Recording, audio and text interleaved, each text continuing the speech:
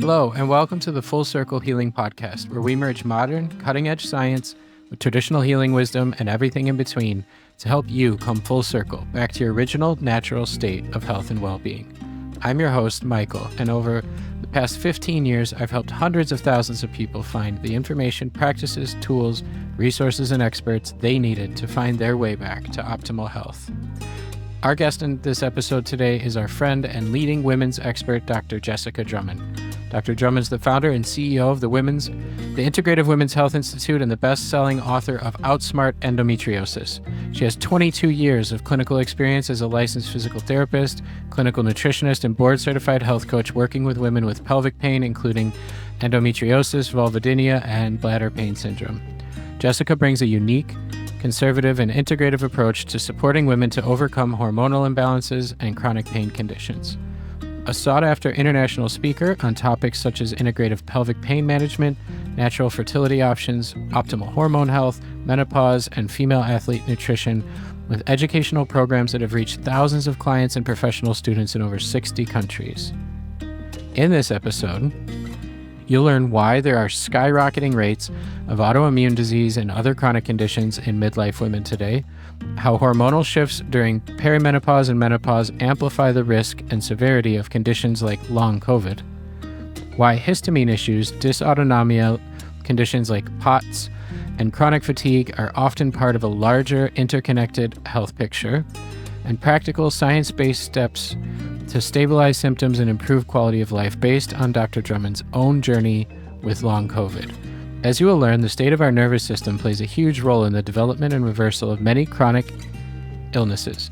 If you'd like to learn some breathing practices that can help bring regulation to your system, as discussed in this episode, head over to rebelhealth.co/breathing and grab our Breathing for Nervous System Regulation ebook.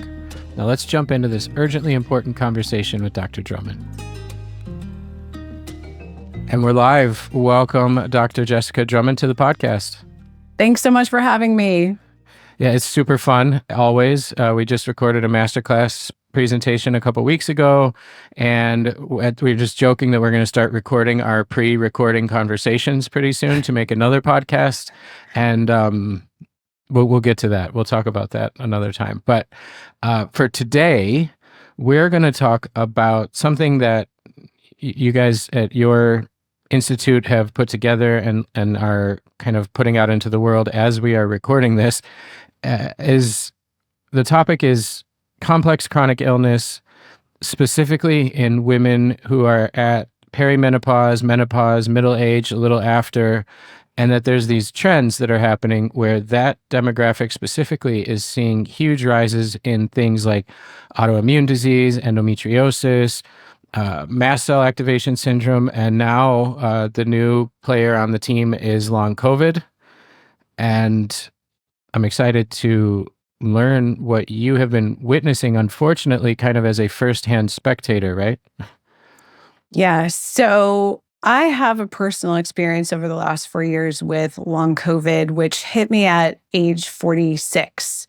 So I was in very good physical condition at that point, although I did have some of the vulnerabilities, some of the Achilles heels that many of my clients and our population that we're working with in the Menopause Solution Program have. One, history of kind of problematic post-viral illnesses. So I had mono in high school and then, took a while to recover from that and then got it again, like right before I went to college. So, within the same year and a half. And then just after the birth of my daughter, I had my first daughter who's almost 21. I had a reactivation of Epstein-Barr, which pretty knocked me back from a health standpoint for about a year and a half. And also, though, these underlying vulnerabilities, and we're seeing a sort of comorbidity picture that I've seen for the last 25 years in my practice in endometriosis, but we're seeing this kind of show up in a number of different quote unquote diagnoses. And it could be for women of any age. So yesterday I had a patient who was 20 who has endometriosis, and she has this, overlapping bucket of comorbidities. And we'll talk about what those are in just a second. And we're seeing this in perimenopause. So for younger women, it can be triggered by things like stress or a new viral infection, such as COVID. And for older women, so the average age of long COVID is 46.8. So right smack dab in the middle of perimenopause. And a lot of the symptoms look the same. So it is often the viral infection, but it's in the context of declining or inconsistent estrogen. So changes and shifts in estrogen. And even for my younger clients, I have a couple of women in their 30s who had COVID a few times, did fine, recovered reasonably well. And then the second or third or fourth infection, they were hit during the luteal phase, like just before their their period started. So at the end of the cycle, beginning of the next cycle, when estrogen is at its lowest. And that's when the long COVID presentation was triggered. So this group of comorbidities, which I think looks a lot like vulnerabilities early in life, and then with these multiple other stressors and triggers becomes more fully expressed. And that is some kind of histamine issue. So women will say, oh, when I was a kid, I always had really bothersome mosquito bites, or I randomly break out in hives, or I have a lot of food sensitivities or bloating, things like that. So those are all signs of histamine issues or mast cell activation syndrome. Dysautonomia, which is sometimes fully diagnosed as a certain version of dysautonomia. The most common one is POTS, which is postural orthostatic tachycardia syndrome, meaning when you stand up, you feel like you're going to pass out and your heart rate jumps up.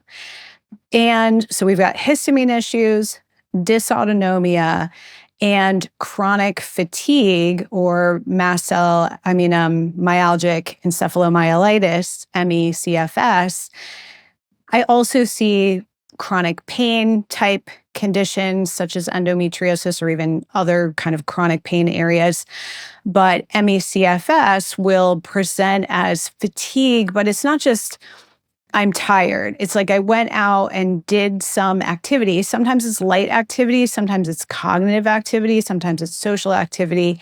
And then later, or even the next day or 2 days later, there's a real backslide, a real decline and in symptom exacerbation, deep fatigue.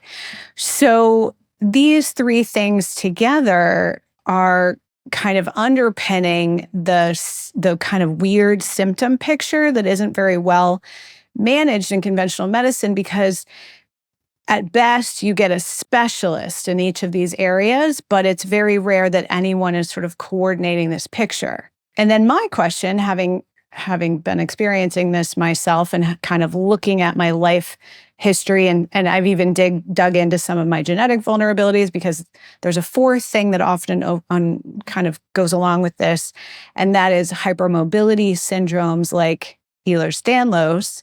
And I have some genetic tendencies towards those, although perhaps not a complete picture for diagnosis. And so when you look at this combination of hypermobility, histamine issues, chronic fatigue, and dysautonomia, the question to me is, what is really, really the root? The good news is we have groups of treatments, if you will, that can help somewhat manage the symptoms, although it's not a home run. Some people are pretty disabled from this. But usually we can significantly improve the symptoms. But the question is, what is at the root? And increasingly, because almost everyone at this point has had 1 to 3 to 4 or more COVID infections, it's possibly viral persistence. And we've seen this in new research about multiple sclerosis having its root in a viral persistence of Epstein-Barr virus. Now, most people have had Epstein-Barr virus at some point, but a certain percentage, that is sort of the underlying cause of multiple sclerosis. So it begins to have us questioning, what does autoimmunity really mean? Is the immune system really just attacking its own self, its own systems, the human's own systems? Or are there viral reservoirs that it's trying to clean up? Or both. It could be the case that the immune system is stuck in a dysregulated pattern that was maybe triggered. I've also seen in my practice it triggered by vaccination. So either or. And some people have never been vaccinated and have this. Some people only have this from vaccination. So it's a little hard to tell.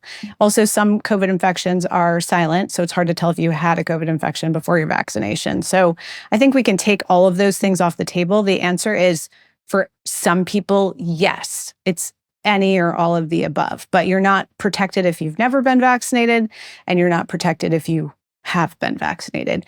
You can be protected from certain things from vaccine, but not from long COVID necessarily. And it may actually, in certain people, make it worse.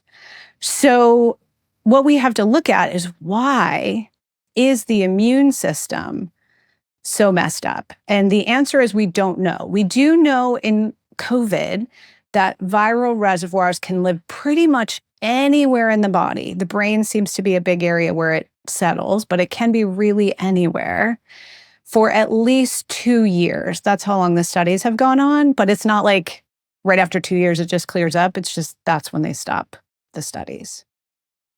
Perfect. So thank you for sharing all of that. I took a lot of notes. The comorbidities you're talking about are related to likelihood of developing long COVID? Or are you just talking about this as a general pattern of women that you're seeing a lot that have the histamine issues, the dysautonomia, the fatigue, the hypermobility, that you're supposing could be related to a viral persistence? Are you saying that those are comorbidities that tend to predict or increase likelihood of long COVID situations? Yes. And I'm also seeing women who, whether they had had COVID or not, may have had this sort of constellation of vague symptoms just triggered by perimenopause, or, the hormone shifts of perimenopause, or just triggered by things like a mold exposure, or even a stressful life event like a divorce or a move or something like that. And unfortunately, unfortunately, I don't know. Unfortunately, in my population, which is primarily women, either younger women with endometriosis, but in the population of women we're talking about here, women from their late 30s to early 50s, it's almost never that just one of these things has happened. But when I talk to my colleagues, even in the endometriosis space, even among my medical colleagues, there is something about COVID that is making this environment more difficult for midlife women to tolerate. So having had a COVID exposure, or multiple COVID infections, or multiple combinations of COVID and COVID vaccine, it's even harder to tolerate the life stressors that come along with this age, juggling parents and teenagers and marriage issues and moving and work and all the regular life stressors, which are significant at this age, and the changes hormonally that happen in perimenopause and menopause. It is hard to say, like if we start to look back generations, so 50, 100 years ago, did women have fewer perimenopause symptoms? We honestly don't know, because of how women were in society. Even if they were having symptoms, there was really no recourse for them. They often just wouldn't talk about it. And they, other than a very short time in the 70s, they didn't really have access to hormone therapies. So there wouldn't be any therapies for them anyway. They would be put on antidepressants at best, but most of them probably just silently weathered it. Was it better? Was it worse? We just don't really know. Okay. Yeah, it makes sense because there was such a lack in attention or studies or research or anything. It's the same way I have a master's in exercise physiology, and like 97% of the studies or something that were cited in my master's program were done on men. Exactly. And so So you mentioned before you got into the comorbidities in this kind of conglomerate of symptoms and dysfunctions or conditions or whatever you want to call this that you're seeing, vulnerabilities are Achilles' heels. You mentioned post-viral illness, that you had mono twice, and Epstein-Barr reactivation. Are there others that tend to, because I guess what I'm seeing is the pattern would be that the theory here is that there's something viral or post-viral related to, or viral reactivations, but something related to virus that's contributing to this conglomerate of symptoms. And I haven't worked one-on-one with clients in a while, but we have a lot of these complex chronic illness people in our communities, and they always list more than one of these things when they list their things. It's never somebody, oh, I only have POTS. Mm-hmm. If they have POTS, they almost always have Ehlers-Danlos. or chronic fatigue or histamine or mast cell or something. Like it's this conglomerate. And I've heard other theories as to what's going on there, but was there anything else with Achilles' heels or vulnerabilities you mentioned at the beginning? Yeah, I think, what you just said, having one of them is sort of a red flag that you've got some genetic underlying risk factors for multiple of these, and that they're all kind of related. The first one will often be something like endometriosis, because that tends to present younger. It could also be painful bladder syndrome, anything that's kind of got like a burning pain component. Migraines is another one. And then another trigger. So I think some of the triggers, it's like we have these underlying vulnerabilities that's having an early presentation of any one of these diagnoses: hypermobility, endometriosis, gut issues in terms of mast cell activation so that people aren't absorbing nutrients. So these are kind of the genetic underpinning diagnoses that are a risk factor. Another risk factor is simply being in a hormone transition when this happens. So it's either puberty, pregnancy, postpartum, or perimenopause. A third really interesting one, if it's not happening to you, really interesting from a science perspective, is women, when they are under chronic stress, have low cortisol. Men, interestingly, more likely have high cortisol under chronic stress. The question could be just that men seek and receive treatment earlier, because it could be a bit of a continuum. Low grade long-term stress could be high cortisol initially and then low cortisol later. But people can actually, with an acute stressor or just lots of chronic stress, be in just low cortisol. And women tend to be in that more often. So it's a very consistent correlation among having low cortisol and being at risk for long COVID. And so long COVID to me is just representative of some of these other post-viral illnesses, if that makes sense. Yeah, it does. And I think a lot of women out there listening are checking a lot of boxes as you're going through them. Okay, so you've decided to create a program that can help the women who kind of fit into this picture. And if this is viral related in some way, it would make sense that the introduction of COVID and the COVID vaccines and everything around COVID could kind of be like a big bad version of this, because it affects so many things systemically. And I also found it interesting that you mentioned that women get hit differently with COVID during luteal phase with lower estrogen. Is there research on that now? Like, is that an accepted medical thing? Well, is it an accepted medical thing? Sort of. But there is research that women with lower estrogen are more likely to have long COVID. And those actually on hormone replacement therapy, or even on hormonal birth control. So in some ways, that's a little complicated, because hormonal birth control can actually lower total estrogen levels, but it keeps them really consistent. So whether you're on medical hormone therapy or hormonal birth control, your risk of getting COVID at all is decreased. So you're in of the vulnerability factors, having low estrogen when you're hit with any of these viral triggers or other stressful triggers is a risk factor. And then, on the expression side, we also know that the average age of long COVID is just younger, slightly younger than 47. So that's right in the midst of when women are in that kind of most commonly low. So perimenopause estrogen goes up and down for a couple of, anywhere from 5 to 10, 15 years at the outside. But moment to moment, estrogen is declining over time in later perimenopause. And 47 would be kind of later perimenopause on average.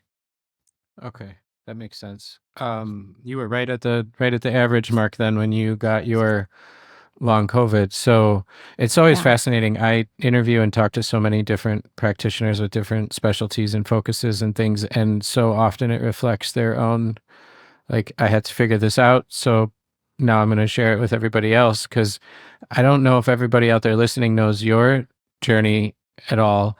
And you mentioned that you went it's been 4.5 years. So you got it right at the beginning, COVID, kind of.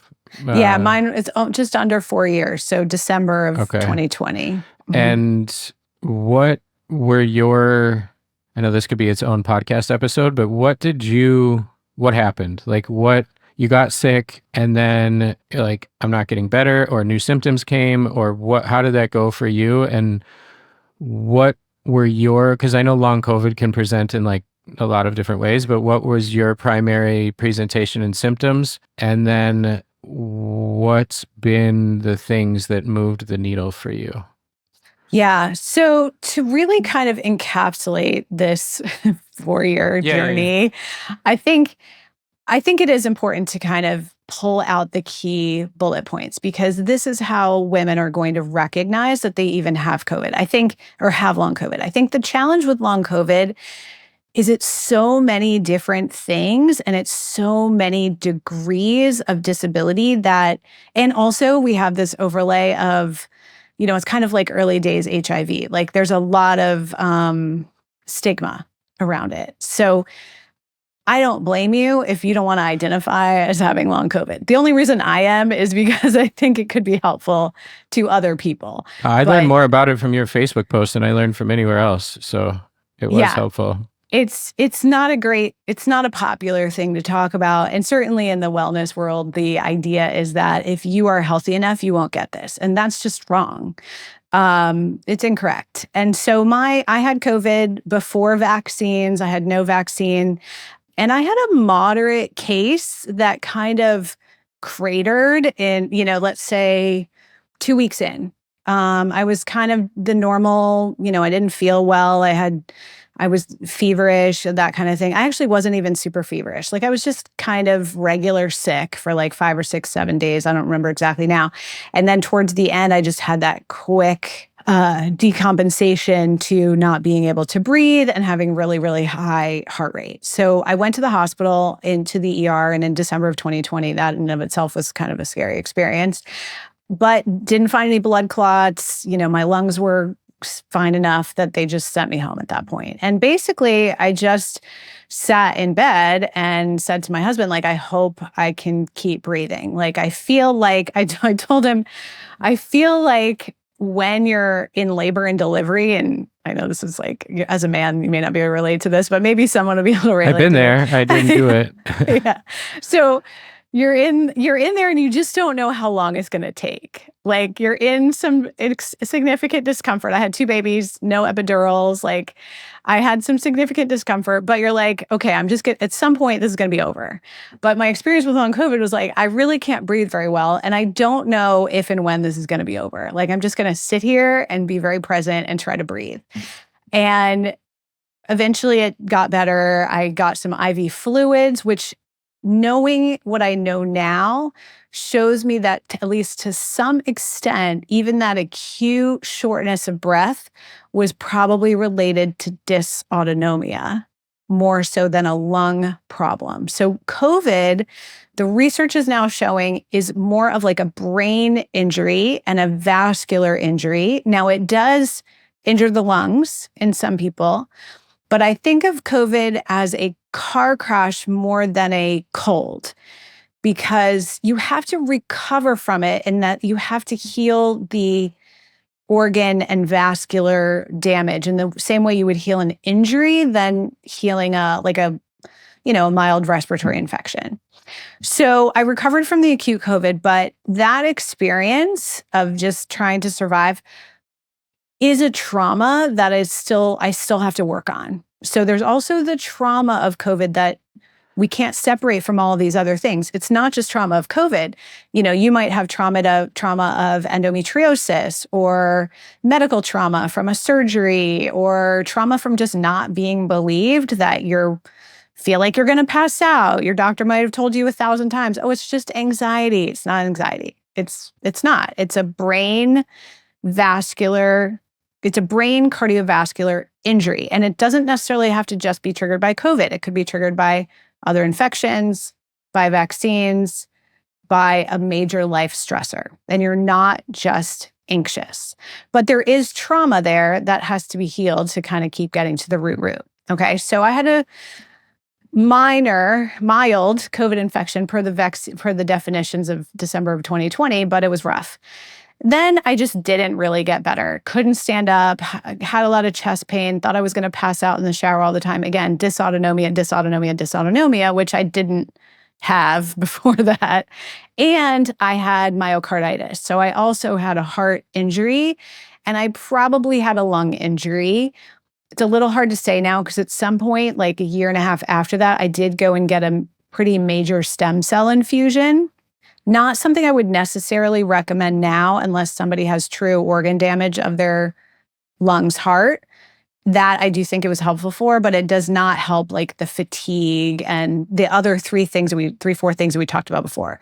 The dysautonomia, the chronic fatigue, the histamine issues, and the hypermobility. So I then the other symptom I had for a really long time in the very first 8 months was my entire body. It felt like all my vessels were burning, like just absolutely on fire all the time. I just sort of got used to it. Thus, and now I know that was probably the mast cell activation piece of this. Now, at the time, and I had a ton of hot flashes, lots of heat, lots of night sweats. And of course, I was 47-ish, 48 by this point, 47, 48. And I was like, oh, must be perimenopause, because COVID can also put women acutely, and we do have research about this, into premature menopause, which did happen to me. I was in perimenopause, but I had a very abrupt menopause right after that acute COVID infection. I had maybe one other minor cycle, but that was it. It was an abrupt menopause. So I thought about hormone replacement therapy, but was concerned because of my vascular symptoms, because there is a risk of blood clotting with certain kinds of estrogen replacement therapy. And I asked that question to multiple people who had no idea, because we didn't know in 2021 if it was safe or not safe to take hormone therapies with COVID. It since does not seem to be additive in terms of more cardiovascular risk to add transdermal estrogen, and in fact may help. But estrogen is also a mast cell, it stimulates mast cell degranulation. So for me, adding hormones at first made a lot of the symptoms worse. So you've really got to kind of do this in order, which is why we developed this program. You have to kind of open your detox pathways. You have to stabilize your immune system and your histamine response. And you do have to get the body-brain coordination starting to heal, because the nervous system upregulation does exacerbate this entire picture. And it's very, very sensitive when someone has COVID and perimenopause at the same time, or any other infection or vaccination and perimenopause at the same time, or endometriosis and perimenopause. Like, it's not only COVID, but COVID is so common now that I think we have to keep it as a part of the conversation when most of the medical system, including the integrative medical system, including the wellness system, has decided to ignore it. But it is right now one of our key risk factors for cardiovascular disease and symptoms of chronic illness at the menopause transition. Okay, a lot to digest there. Thank you for sharing all of that. It's I was witnessing as you were trying to like make sense of it as you went. So Try to simplify it. It's yeah, complicated. now it's a little like, I mean, when it was actually happening, I was watching you Oh, trying to make yeah. sense of it. Not this was much more concise, but every time I would read one of your updates, it was like a little bit more pieces to the puzzle. And I like that you bring up it's more like an injury than like a cold you can't get over. It's more like a car accident or something to the brain and the vascular system, because that's what it kind of seemed like initially when long COVID started happening. I was like, these are the same symptoms people have from like TBIs and Mhm. like strokes and like clotting issues and like not normal cold things. When people, the wellness industry, people are like, oh, it's a cold. Colds don't make people have strokes, and colds don't like. This is a different ball game that this is playing, and so now they've learned a lot of the things about why that was happening. I saw you post about the test, the microclot Mm. test. Microclotting test. Yeah. Yeah, I looked it up after you posted about it. That was the first place I'd seen it, and that's really good that that's starting to be available, because half the time, and it doesn't just go with COVID, it goes with a lot of these other conditions or autoimmunity or anything. It's crazy making to be told that you're fine Yes. when you feel terrible. So if there's a test that can kind of identify some of this taking place real time, it'd be beneficial, if for nothing else, just to make sure that somebody's not being made to be crazy, that their symptoms are validated, right? So in our program, we do facilitate or just plain offer all of the testing. We have a nurse practitioner on the team. I think every resource in long COVID, but our nurse practitioner is also a NAM specialist in menopause care. So hormones, peptides, all of that we can facilitate or offer depending on where someone lives. And these are really important lab tests to get, both conventional and functional, because as you said, so for example, I had the microclotting test, which is one thing to show one of the reasons why you might be so fatigued. And it's interesting, mine showed up pretty high, but of a certain kind of microclotting, which may actually be more like, you know how you can get a back MRI and you can have tons of yeah. like bone spurs and stuff, and it doesn't really mean anything. The kind of microclotting I have, they're doing really good research right now at Mount Sinai in New York that is showing that that kind of microclotting may just be normal.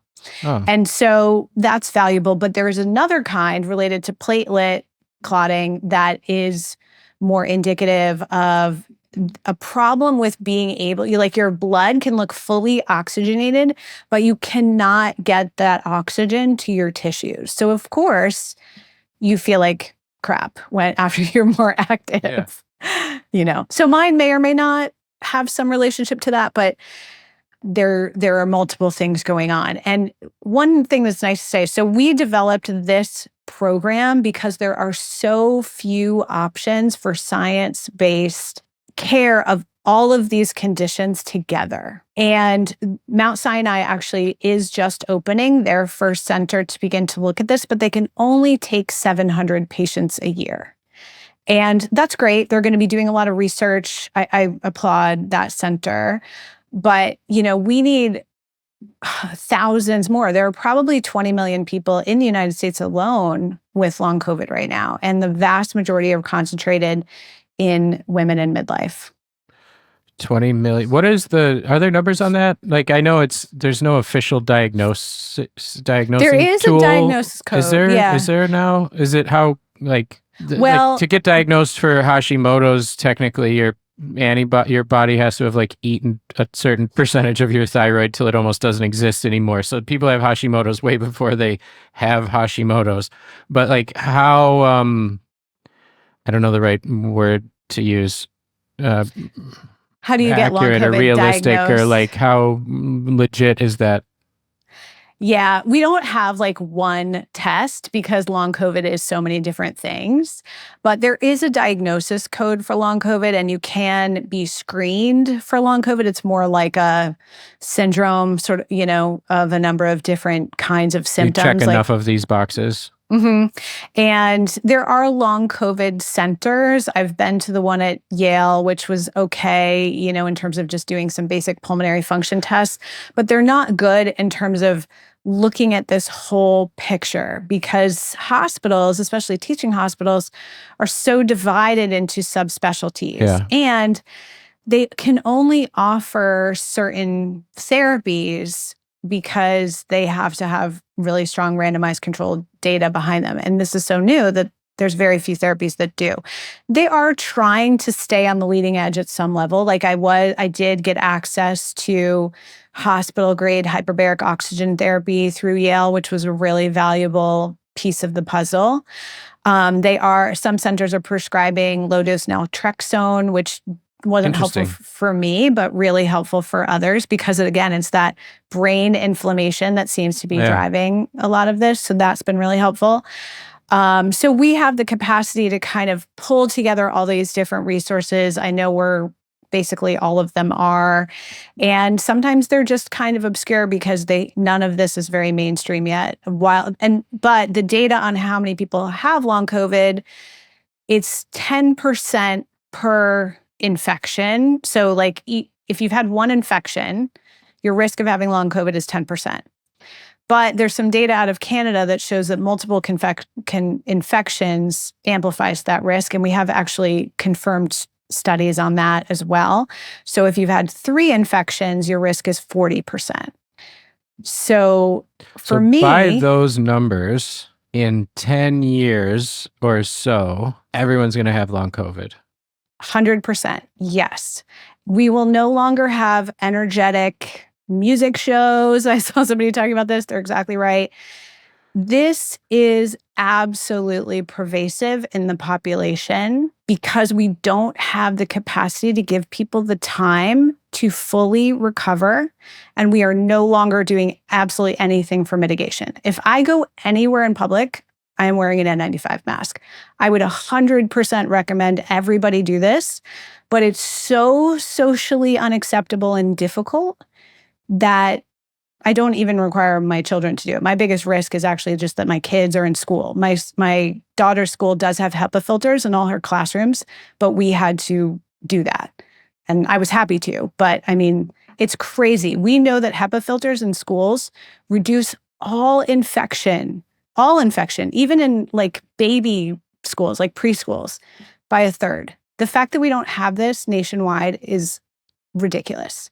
And right now, what we're seeing is the manifestation of long COVID in ways that the medical community and just everyone is ignoring. We have a huge bump right now in the United States of mycoplasma pneumonia. That is long COVID. That is because the immune systems of everyone have been rocked. So I don't see a possibility where you are not going to be affected by this at some point in the next 10 to 15 years. This is, it damages the immune system's ability to fight off every other illness unless you fully recover it, which is so hard to do if you keep getting infected every 6 to 12 months. And you don't get to do the things. Right. And you don't know what the things are. You don't know what the things are, and you don't get to do them. Like, you don't get time to do them. You don't, there's not the ability to get them or access them. You don't even know what they are. You can't get off work. Your life doesn't slow down. Like, you're expected to go back to, do you even get time off in the States right now? If you're actively have a COVID infection, does that get you to not have to go to, I remember when it was you had to barricade yourself in your house for 2 weeks. When I first got to Italy, it was the law. Yeah. That you had to be in your house for a certain amount of time. I think it was 10 days. Yeah. And that you couldn't get your green pass back until you tested negative or something. And now I don't know if you could even call in to work with COVID in the States. It's just just go ahead. So there's no one and I've never tested positive. I've gotten sick twice to where I thought for sure I had COVID, and I tested negative a bunch of times each time. And then one time Mira had it while I was she tested positive and Elio tested positive, and I tested negative, and I was sick, and I tested and tested and tested and was always negative. I don't know how common that is. So I'm assuming I had it. Yeah, yeah. And But depending on which strain, you probably did. But here's my hope. My hope is that the reality is, because all of us have some degree of immunity, that we're building some kind of strength to this. But the data is not really showing that. The data is really showing that each infection makes your immune system weaker. And as you just mentioned, it's extremely rare. The most important thing you need to do, I have a friend who has acute COVID right now. She announced it. And I said, look, take 10 to 14 days off work and do not exercise for the next 6 to 12 weeks. Gently move around your life, heal your body as if you were in a car accident. And that is so impossible to do in just the capitalistic society that we live in for 85, 90% of people, because even if you don't have a job, you might have kids or aging parents or something else, right? I don't see a way where this is not going to affect everyone in the next 10 years, because the problem is we're not calling it COVID anymore. I've seen a million videos about mycoplasma pneumonia. We have papers about showing that acute COVID in adults triggered mycoplasma pneumonia. Not a doctor is talking about this. And so the problem I is, don't know why this is happening. Yeah, it keeps being like, oh, why do the NFL There's a players, bunch of really strange extreme spikes in conditions that used to be not so common in demographics where they were really uncommon.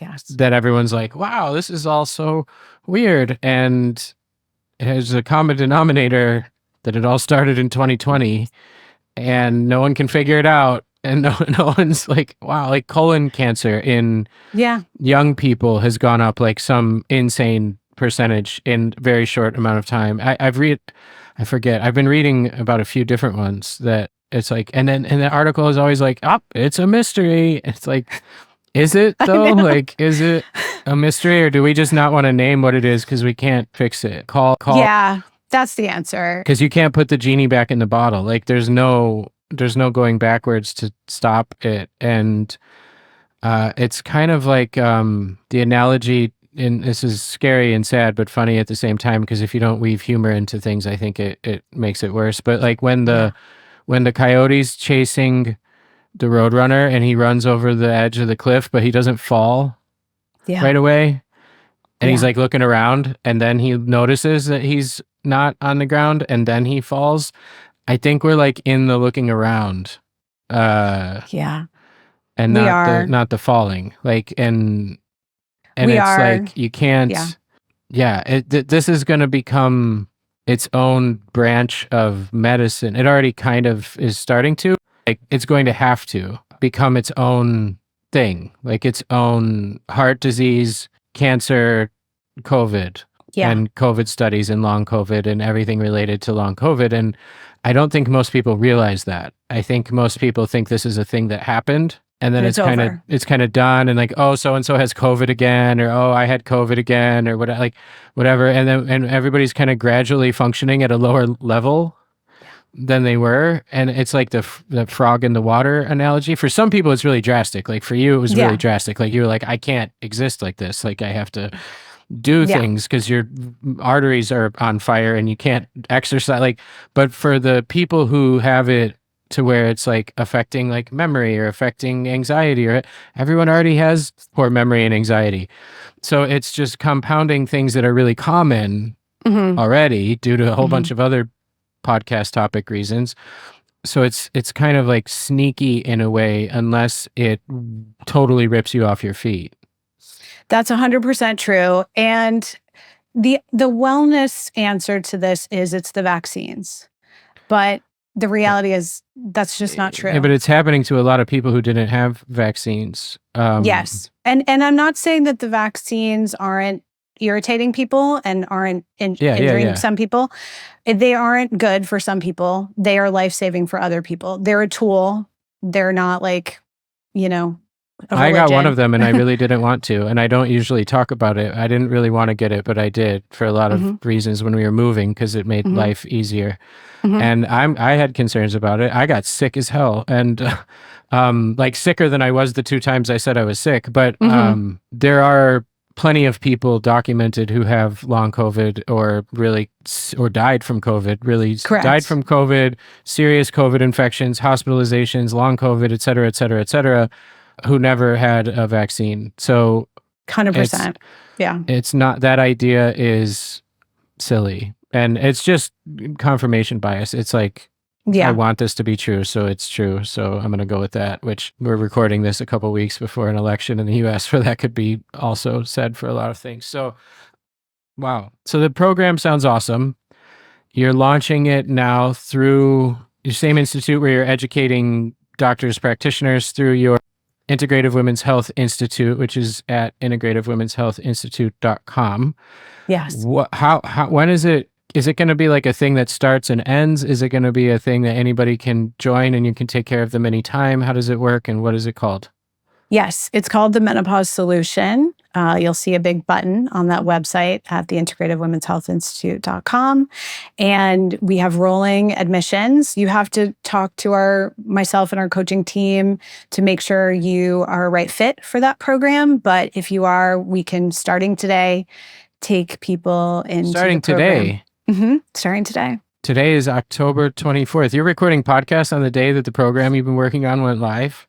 Yeah, well, I have a team. They're doing a great job. I know, but I always get scared to schedule anything on days where things go live because then I get a lot of messages about things going which way they're going. But congratulations, I didn't know that. And so, but it's not just for menopause. It's a lot of these things that we're talking about here. This confluence of symptoms and that tend to stir the menopause pot a little hardier and cause it to be a lot more debilitating and difficult than otherwise would be. Yeah. And we call it the Menopause Solution because it is hard to identify what the heck all those other things are. Yeah. Because of all the reasons we just talked about. So if you're in perimenopause and you feel unwell, or if you're in midlife anywhere between 35 and 55 and you feel unwell, this is the program for you. Yeah, it sounds awesome. I'm going to have to get some more details because we'll have to send some women in our community your way. And yeah, the diagnosis path for most of those things that you listed at the beginning around mast cell activation syndrome, POTS, chronic fatigue, EDS, endometriosis is probably the fastest. Well, even that one has a delayed diagnosis, but like out of those, that one may be the fastest to get diagnosed, even if it's years.